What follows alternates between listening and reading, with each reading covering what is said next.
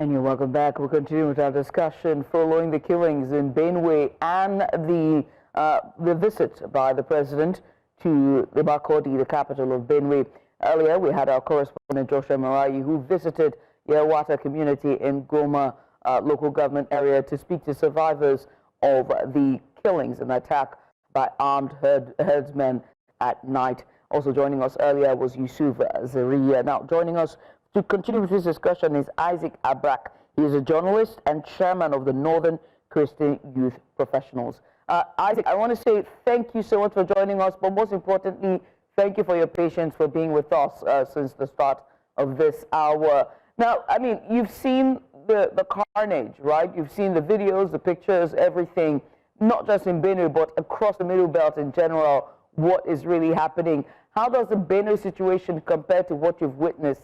And how would you assess the response by the federal government and the state government to this situation in Yewata? Good morning, and thank you for having me.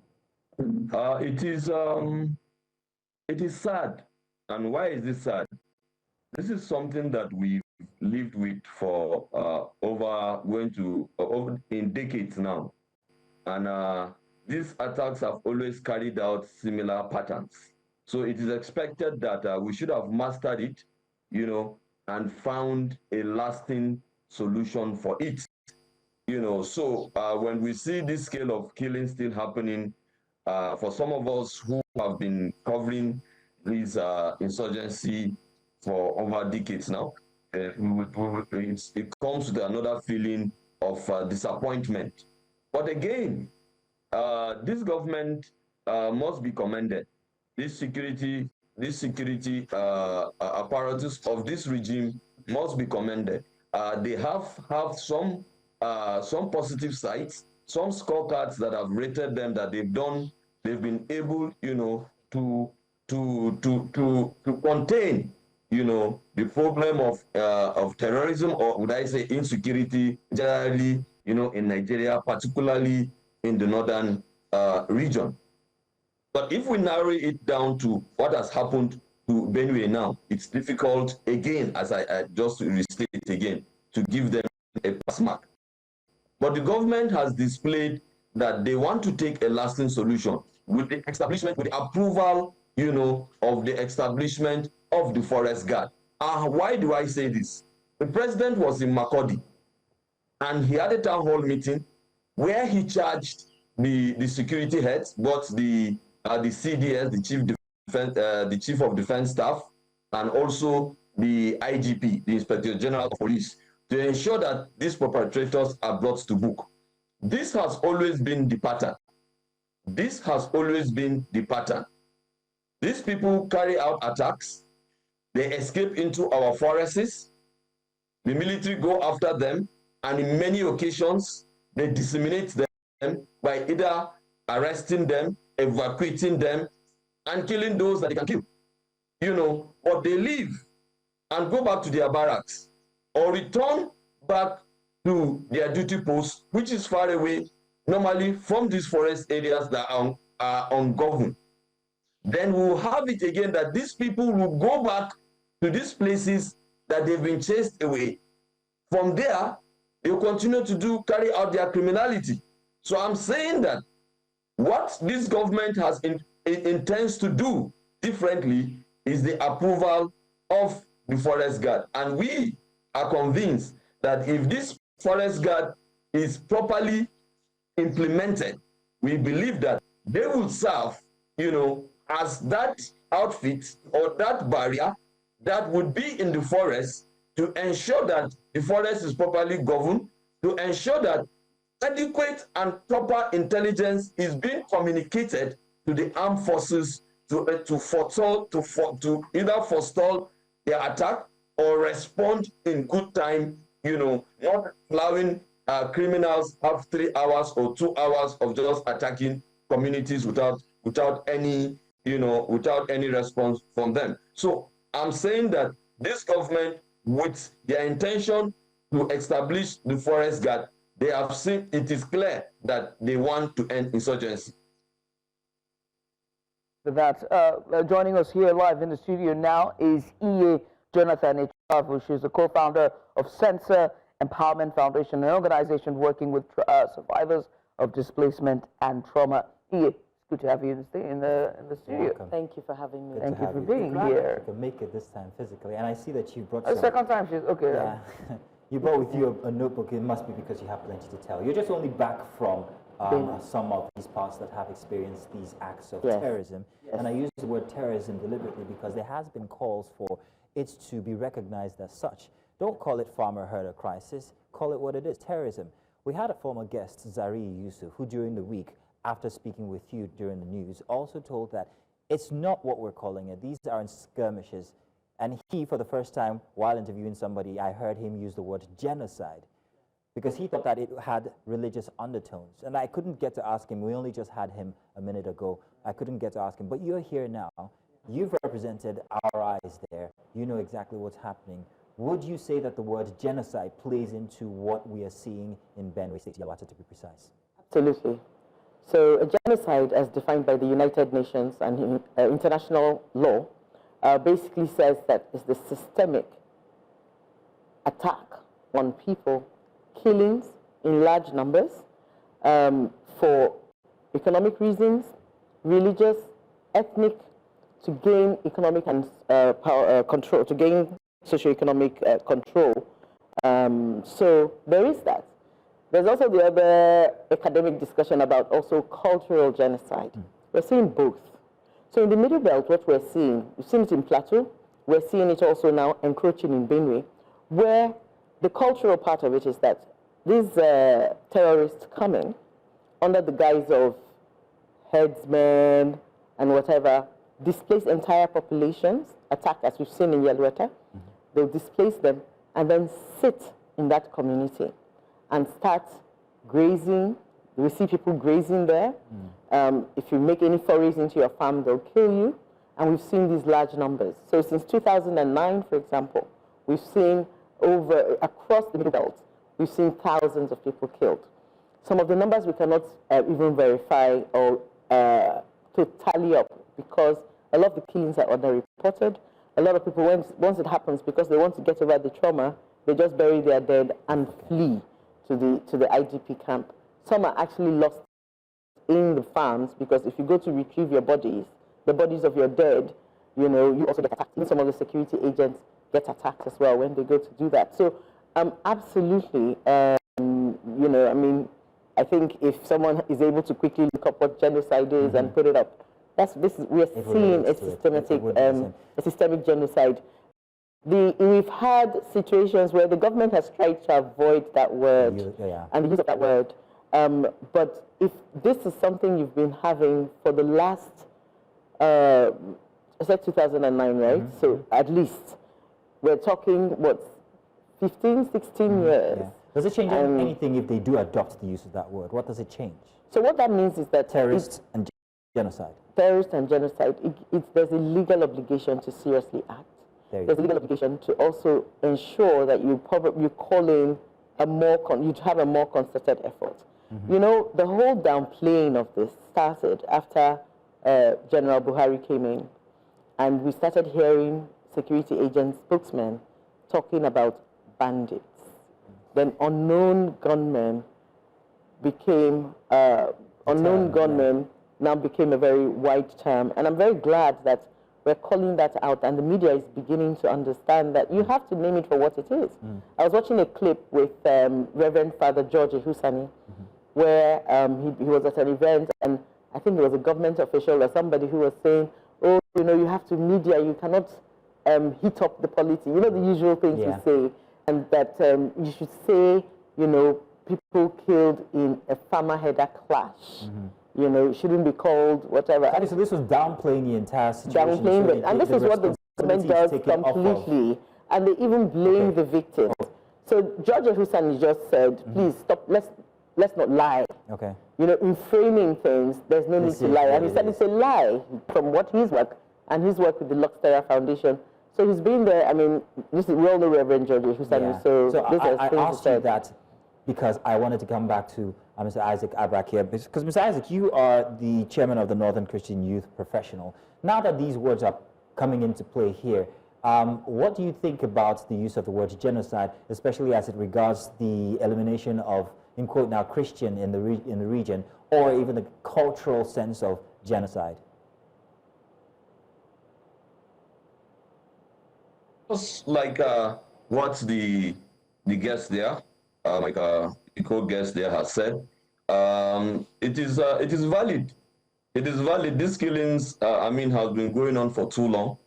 We have to look at them and call them what they are, and by tagging them, by identifying them as genocide, it brings in more international concerns, and as such, we expect more commitment, you know, to the issue. I would want to dwell more on issues on how this can be resolved. To be honest to you, I have covered this insurgency for more than 16 years. I'm tired. I'm tired of counting bodies. You know, last year in 2023, there was an attack in Plateau State. Over 200 people were killed. A few weeks ago, there was an attack in the same Plateau State. I remember in was it 2012 or 2013? There was an attack in Baga where it was recorded that over 1,000 to 2,000 people were killed. I went to those fields after several months. I could see dead bodies lying down there. So whatever is going to take us as Nigerians, you know, to nip this problem in the bud, we have to do it. So we have to call it by the names that it is. And in going forward, permit me to begin to introduce some of the things that I think that can forestall these things. I think that I want to restate again that the forest guard is an issue that we need to really support. The forest guard is an issue that we need to really support, because it has shown clearly, we have evidence to show that when locals are adequately trained and adequately guided, they can help in bringing this problem, you know, to its knees. The case of the civilian joint task force in Maiduguri in 2012-2013, when President Goodluck Jonathan declared a state of emergency because Boko Haram was charging and even encroaching towards, you know what, towards the government house. They recruited young people from the communities, and these young people, you know, having the understanding of their communities, you know, collaborated with the military and provided the required deep, precise, you know, intelligence that helped to smoke out Boko Haram and has kept them in Sambisa forest for all these years. Now, if we apply that, let's go to Yelewata now. Let's say we go to Yelewata and consciously, intentionally select from our hunters, using our traditional chiefs and involving the intelligence department, that is the DSS, to help us select so that we avoid situations where we recruit their informants, because their informants are there in Yelewata. They are there, you know, and avoid those people, select people, the hunters, you know, the youths who know this forest. They will be able to help us, you know, smoke out these people, chase them out of this forest, and keep the forest when the military people are not there. Because basically, these people are not going to stop coming now. They are just like the way we are jackparing, our people are jackparing to the Western world, to America, to England, to Italy, all of those. It's the same way they've seen Nigeria, you know, the gold mine, and they are jackparing. They are either jackparing to clamor for land in the middle belt so that they can have grazing land to graze their cattle, because the rains are no more in their Sahelian states, in their Sahelian countries. So they want to now, they used to come and go back. Now they want to chase us away, chase our people away, and retain the whole place. Why some people are coming to do what? To get involved in kidnapping. That is what we have. While some people are bent on destabilizing Nigeria, you know, and turning it to the so-called Islamic Caliphate in terms of the Boko Haram. And I like what the guest has said. It is terrorism. Whatever you're seeing, there's a collaboration. Boko Haram is pushing the buttons on all of these things. They are collaborating to make sure that they make this country. All right, Isaac, just a second. I mean, Isaac has put it nicely. When you look at, you know, the security issues that's happening in the Middle Belt, it's multi-pronged in the sense that it's not just religious or agrarian or whether community clashes. One thing is certain, you know, this is multifaceted and it has to be treated as such, right? But let me ask you, is the forest guard the solution? A vigilante group's the solution? Should, you know, Benue and states that are in the middle belt adopt other states that have, I mean, Amateku, for example, with Ondo, and I think it's Aguatu and Anambra State, hopefully I got that correctly. They have sort of adopted vigilante groups to solve their issue, local policing. But my fear is, wouldn't they be outnumbered given what we saw with Yelwata? So what we have, there are different levels of failure at the state level, at the federal level. We all know the primary purpose of government, to secure the lives. So when the center is not able to do that anymore, the units, the subunits, the states, you have to protect yourself. Sounds like things fall apart when the center can no longer hold. Thank you. Things are falling apart and the center cannot hold. So what we have is we have massive central budgets and there is just doesn't seem to be any political will. There doesn't seem to be the requisite competence and care and capacity to contain these things. I personally, my first reaction when I heard about the forest guards, oh, another central body, another big budget item, right?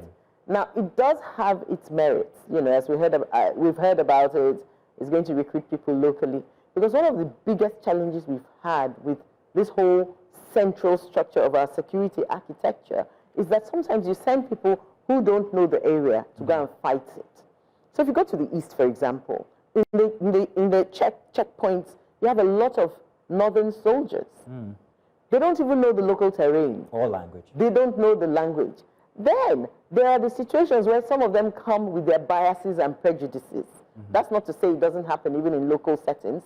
And you can see sometimes the attitude that we're going to deal with these bloody civilians. We're going to deal with these you know, the IPOB people. They'll call everybody, whether you're an IPOB member or not, IPOB. Or then there's also the northerners are dealing with us unfairly because they're soldiers. Thank you, thank you. So you have that whole situation. So the first thing, let's take Yelwata, right? Security, it takes coordination. It takes intelligence. Even when you're fighting terrorism, we've seen how, for example, the CIA, the MI5, the Israeli secret service, how they collaborate. Yes, sir. They exchange information, the IDF and whatever they call it. They exchange information, right? Even with the Japanese, we see all of that. They exchange information and they're able to intercept. In Nigeria, we have so many security agencies. We're not seeing the coordination. Okay, so take, for example, Commissioner of Police of Benue State.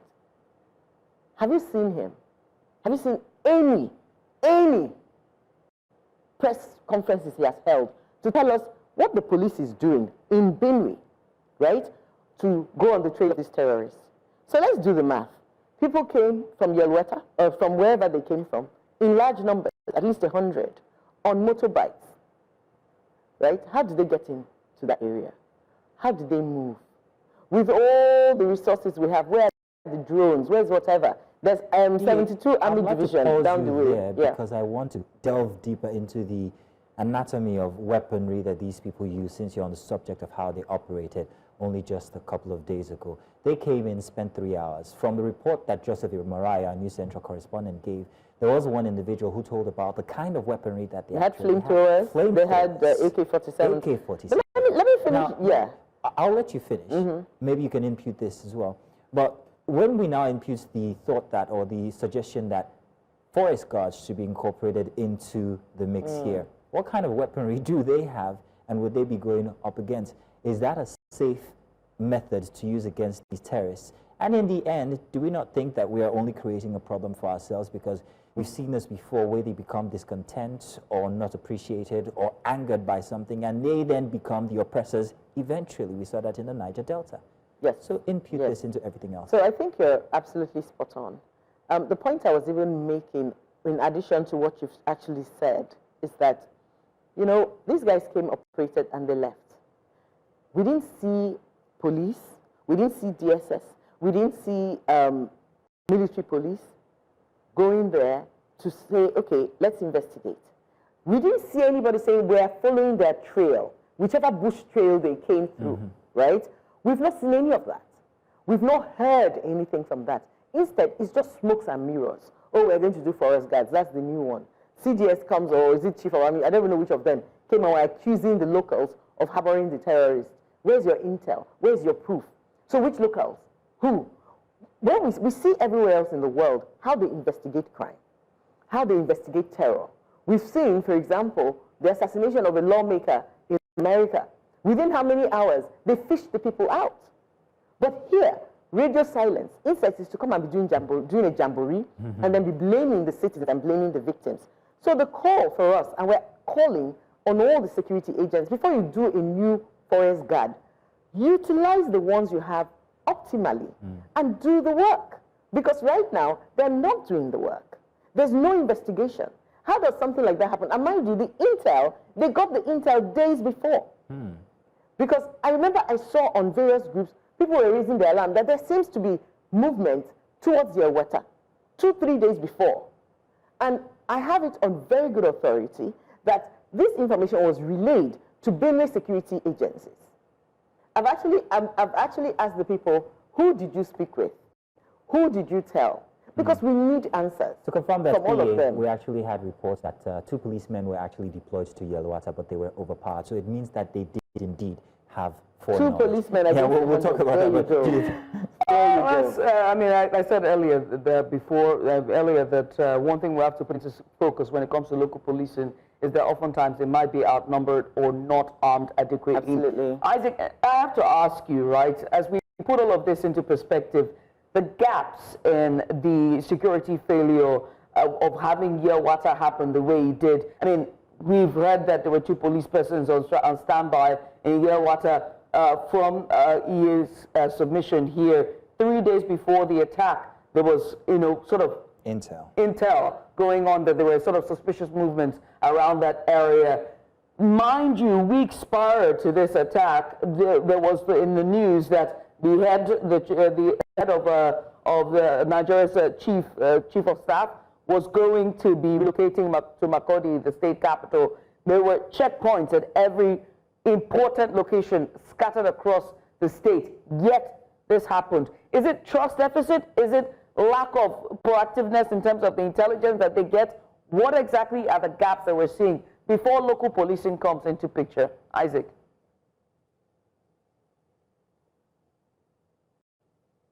See, I'm going to say this with all sense of sincerity. I have embedded with the Nigerian military several times covering this insurgency in all of these regions. I have come to see their level of commitment. Their level of commitment, especially on the sides of the troop, is optimal. Our troops are very much committed, to protecting the sovereignty of Nigeria and giving out the required security. And it is true that most of the times that they have said that they have disseminated these people, it is true they have disseminated them.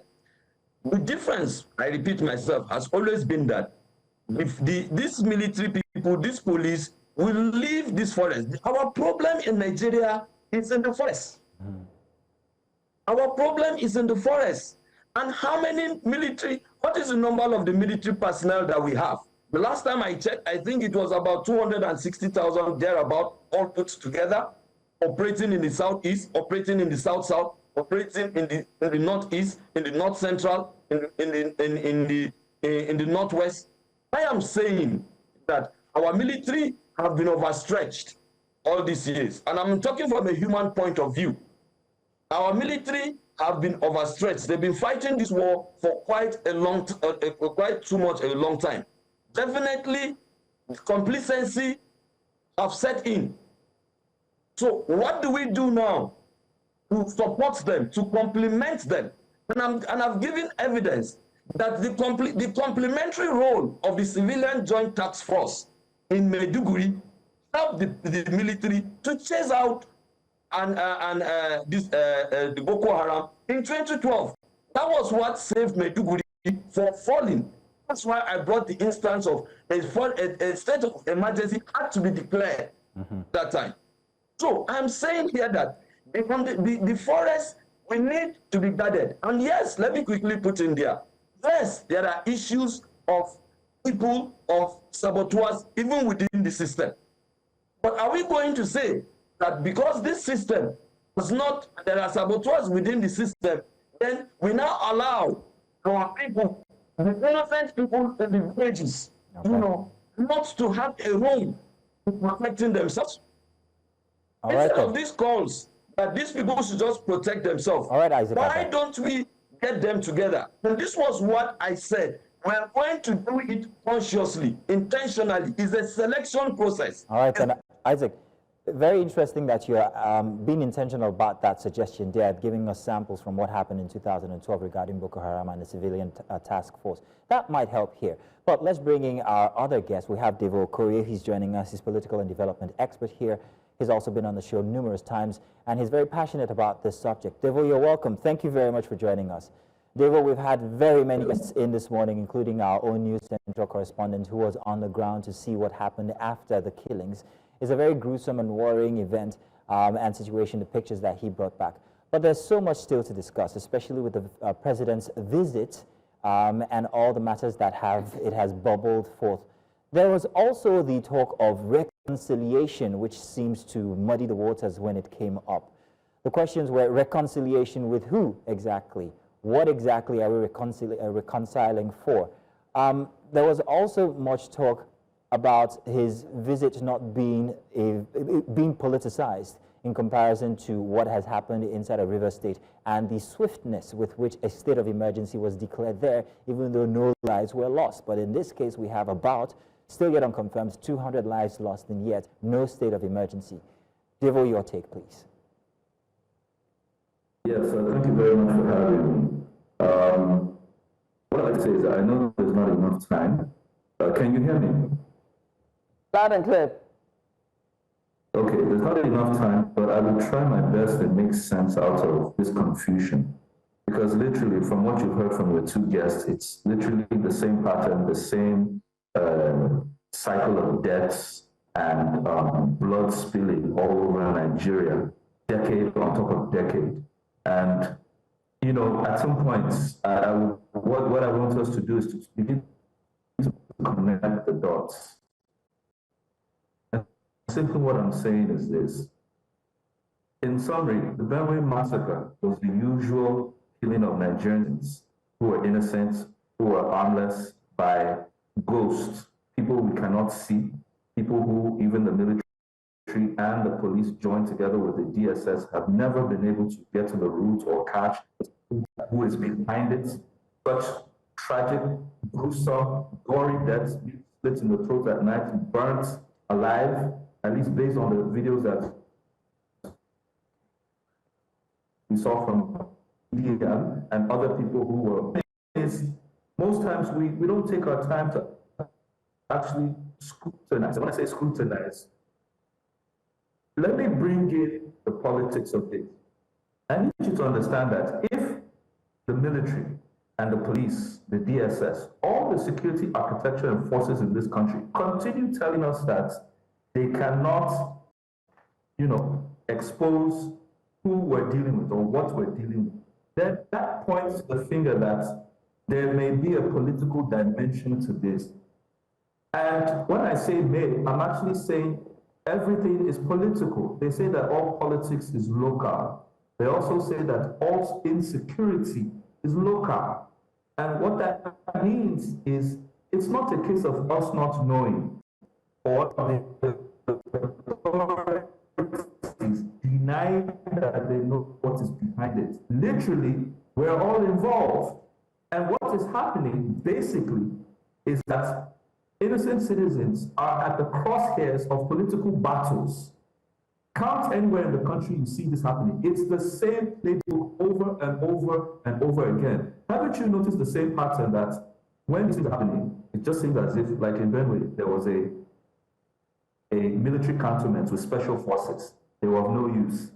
The chief of army staff visited Benue and went away, and 200 people more plus more were slaughtered. They've gone on a manhunt. We haven't seen any arrests.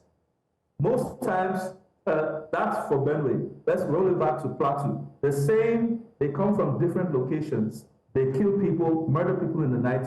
And what has happened is that they keep giving us narratives of what is the reason behind it. One, they say it's herder farmers. Herder farmers was what caused the genocide in Rwanda, right?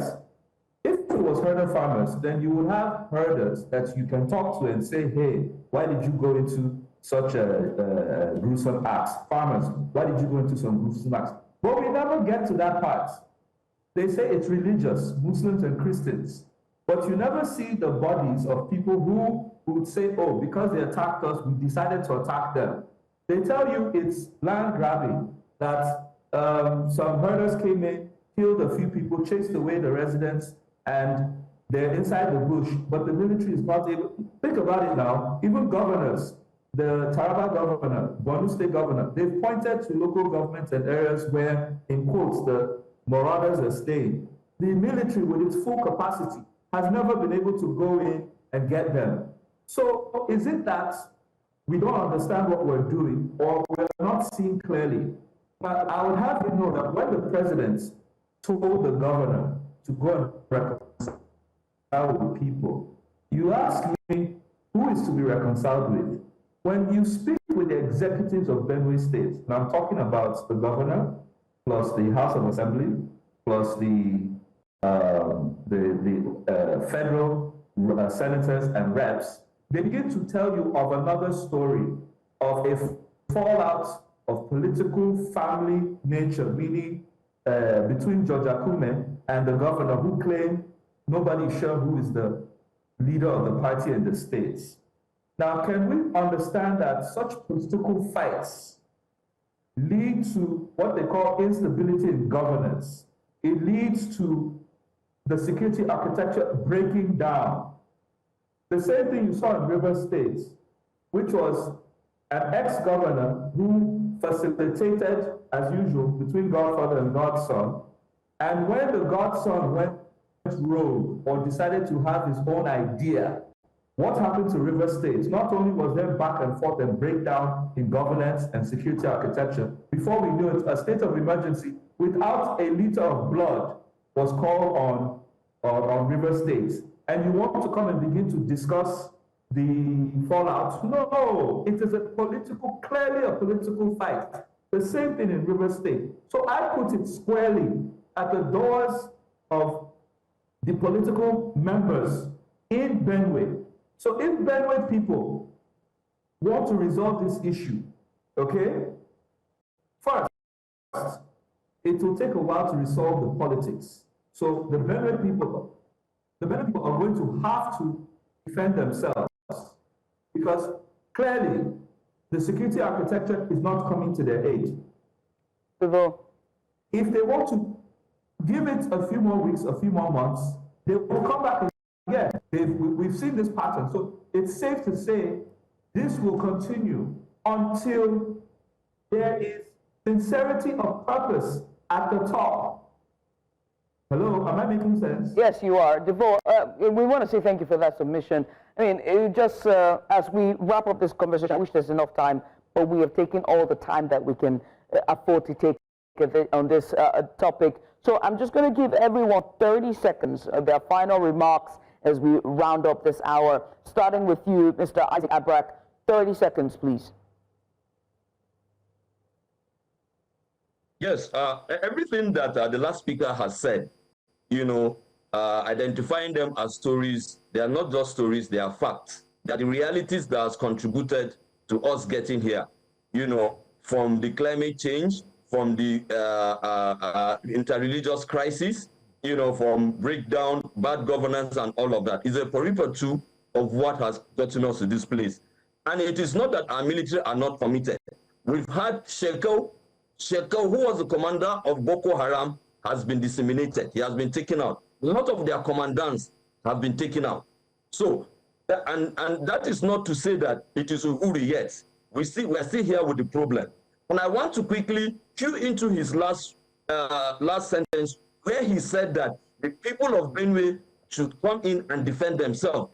This is where the forest guard comes in. It is going to recruit people from the local communities. These are the people, them organized. Will these people allow the herders or the terrorists to come and kill them? Will these people go now and negotiate with the informants that we have in this government to come and kill them? All right. I believe that these people naturally will want to survive. All right. And put on the resilience. So I'm calling state police, forest guard, a security that is operational, domiciled permanently inside the forest. All right. To complement the roles of the military. Okay.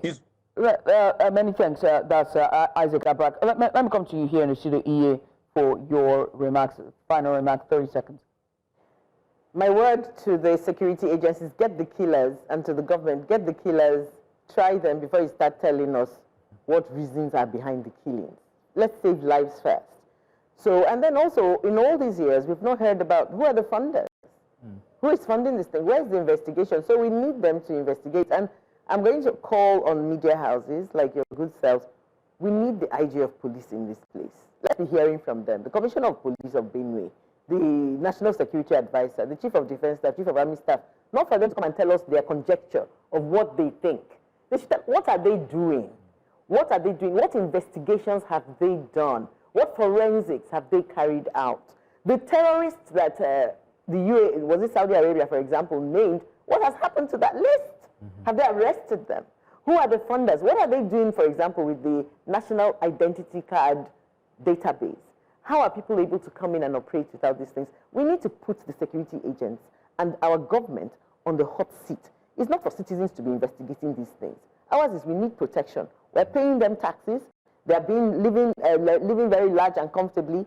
They have their own security detail. The people are left. So the thing for me is the call, the security agents, do your job. Okay. Find the killers. Bring them to justice. Don't come and be doing analysis for us. We're sick of the analysis. We're tired.